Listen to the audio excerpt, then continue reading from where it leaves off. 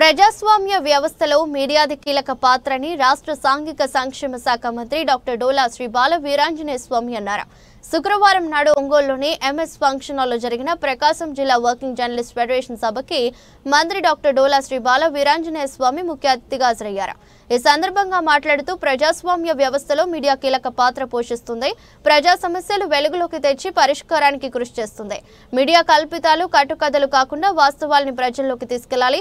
ఒకరి మెప్పు కోసం తప్పుడు వార్తలు ప్రచురించడం సరికాదు. వ్యక్తుల్ని వ్యవస్థల్ని టార్గెట్ గా చేసి తప్పుడు వార్తలు ప్రచురించడం సమాజానికి మంచిది కాదు. ప్రజాస్వామ్య వ్యవస్థలో రాజకీయ పార్టీలు, పత్రికలు, ఛానళ్లు ఎవరైనా సరే విమర్శల్ని సద్విమర్శలుగా స్వీకరించాలి. అకారణంగా మీడియా ప్రతినిధులపై దాడి జరిగితే యావత్ సమాజం మొత్తం మీకు అండగా ఉంటుంది. జర్నలిస్టుల సంక్షేమానికి కూటమి ప్రభుత్వం కట్టుబడి ఉంది. జర్నలిస్టుల మేలు చేసే విషయంలో ముఖ్యమంత్రి చంద్రబాబు నాయుడు, మంత్రి లోకేష్ ఎప్పుడు ముందుంటారని మంత్రి డోలా బాల వీరాంజనేయ స్వామి తెలిపారు. ప్రభుత్వం నిర్ణయం తీసుకొని ఒక క్యాబినెట్ సబ్ కమిటీ ఏర్పాటు చేయడం కూడా జరిగిందనే విషయాన్ని మేము తెలియజేస్తా ఉన్నాం. మీ ప్రధాన సమస్యలు ఎవరు మాట్లాడినా, ఎప్పుడు మాట్లాడినా హౌస్ రైట్స్ అంటారు. దీనిలో చాలా ఇష్యూస్ ఉన్నాయి. కానీ అసలు విషయం ఏంటంటే, మీ హౌస్ రైట్స్ అనేది స్థానికంగా ఉన్నటువంటి శాసనసభ్యులే వాటిని మండల స్థాయిలో పరిష్కరిస్తారు. మీరు అవన్నీ వదిలేసి జిల్లా స్థాయిలో అర్జీలు తిరుగుతూ ఉంటారు. ఇవ్వాల్సింది కింది స్థాయిలో ఎంఆర్ఓ మాత్రమే ఇవ్వాలి. ఇప్పటికే మా శాసనసభ్యులందరూ కూడా మేము మా నియోజకవర్గంలో మీకు హౌస్ రైట్స్ కోసం సహకరిస్తామని చెప్పారు. కానీ మీలో మీకు వేరే అంతర్గత శక్తులు, ఒకరికి పాటిద్దామని మీకు కూడా అక్రిడేషన్ అంటారు. ఇంకోటేమో ఎప్పుడో మానేశారంటే వాళ్ళ దృష్టితో సంబంధం లేదు, వాళ్ళు అంటారు. లిస్టులో 100 మంది వస్తారు, చివరికి వస్తే 30 మంది అంటారు. కరెక్ట్గా పొజిషన్లోకి వచ్చేది 150 మంది అంటారు. ఒక సైంటిఫిక్ మేనర్లో ఒక అవగాహనతో మీరు ముందుకు వచ్చినప్పుడే ఈ సమస్య పరిష్కారం అవుతుంది. నేను అనుభవపూర్వకంగా చెప్తా ఉన్నాను. ఏదైనా చేయాలని చెప్పేసి ప్రజాప్రతినిధులు ముందుకు వచ్చినప్పుడు మీలో వచ్చేటువంటి అంతర్గత సమస్యలే కొన్ని అవరోధాలుగా వస్తున్నాయి. వాటిని పక్కన పెట్టండి.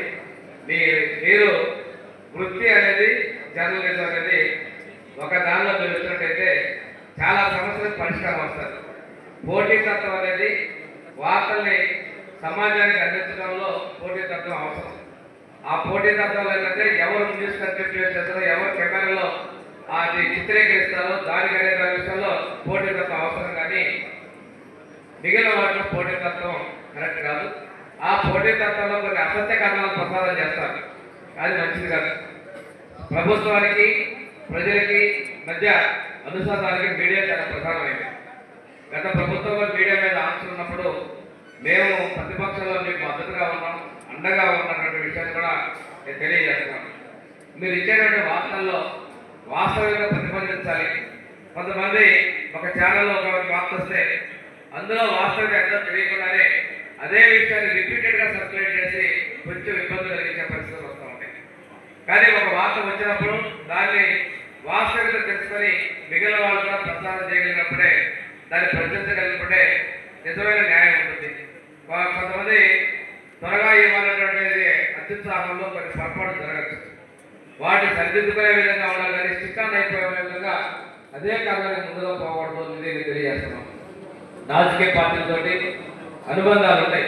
కొన్ని పత్రికలకి డైరెక్ట్ అనుబంధాలు ఉంటాయి, కొన్ని పత్రికలు ఇండైరెక్ట్గా ఉంటాయి, కొన్ని న్యాయబద్ధంగా ఉంటాయి. ఏదైనా కానీ ఒకరి మెప్పు కోసం తప్పుడు మాత్రం ప్రచారం చేయడం మంచిది కాదు. రెండు, ఏదైనా ఉన్నట్టయితే ఒక పని చేయించుకోవాలి. కానీ వాళ్ళని భయపెట్టో ఇంకోటో అనేది వాళ్ళు మనకి అనుకూలంగా మాట్లాడాలని వాళ్ళకి టార్గెట్గా చేసేది కూడా మంచి వాతావరణం కాదు. రాజకీయాల్లో కావచ్చు, పాత్రికేయ రంగంలో కావచ్చు, ప్రజాస్వామ్యంలో కావచ్చు, విమర్శలు సద్విమర్శలుగా స్వీకరించడం ముందుకెళ్ళాలి. తప్పు ఎవరు చేసినా కానీ వాళ్ళని దండించే విధంగా ఉండాలి. కానీ తప్పు మీరు చేసే పరిస్థితి తెచ్చుకోకూడదు. ఈరోజు ఇందాక కూడా మన వాళ్ళు మాట్లాడిందో జర్నలిస్ట్ మీద దాడి గురించున్నారు. జర్నలిస్ట్ మీద దాడి అనేది చేయకూడదు. జర్నలిస్టే కాదు, ఏ ఒక్క వ్యక్తి మీద దాడి చేసేటువంటి హక్కు ప్రజలకు లేదు. కానీ మనం ఒక అంశాన్ని తీసుకుంటాం. కానీ అక్కడ ఎందుకు గొడవ జరిగింది, ఏ కండిషన్ జరిగిందని మీరు లోతుగా విశ్లేషణ చేసి అటువంటి సంఘటనలు జరగకుండా చూసుకోవాలి. అక్రమంగా చేసినటువంటి పరిస్థితి అయితే యావత్ సమాజం కూడా అండగా ఉంటుందనే విషయాన్ని కూడా మనం గుర్తించుకోవాలి.